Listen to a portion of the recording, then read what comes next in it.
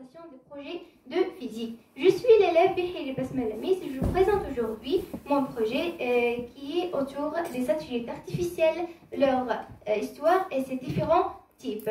Et j'espère que j'étais informative sur ces informations précieuses. Alors, notre globe est toujours, bien chaque jour, exposé à des catastrophes naturelles comme les tremblements de terre, les inondations et les volcans, qui nécessitent une surveillance depuis des altitudes très élevées pour déterminer leur emplacement et réduire leur propagation. Et parmi les moyens qui nous aident dans ce domaine, il y a les satellites artificiels.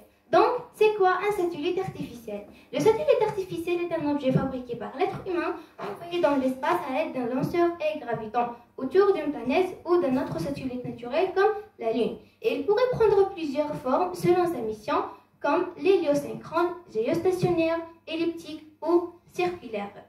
Il se situait depuis des altitudes plus ou moins élevées de 340 km à 35 800 km et son poids moyen de 4 grammes à 5 tonnes.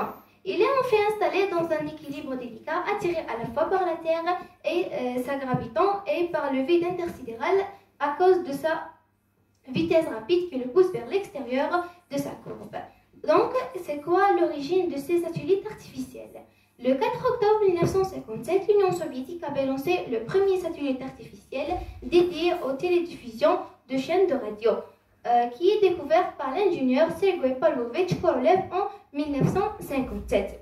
Et maintenant, nous allons discuter sur les types de satellites artificiels. Les types de satellites artificiels diffèrent selon leur importance différente dans de nombreux domaines. On a des satellites artificiels utilisés dans les télécommunications et les télédiffusions, comme la fourniture de chaînes de radio et de télévision, par exemple comme le Nelsat et l'Astra. Aussi, ils nous aident d'établir des communications filaires et sans fil, comme le téléphone portable et le fixe. On a aussi les satellites observant la Terre et étudiant le temps et les conditions météorologiques, car ils peuvent faire le tour du monde et suivre les conditions météorologiques et les prévisions. Aussi, on a les satellites artificiels militaires qui nous aident pour connaître les emplacements des cibles militaires. Et enfin, les satellites artificiels pour la navigation qui nous aident pour déterminer et connaître nos emplacements via le système de positionnement global, le GPS. Et après les statistiques, nous avons conclu qu'il y a environ 1400 satellites artificiels autour de notre planète Terre. En tête, les États-Unis avec le taux de lancement le plus élevé pour l'année 2021.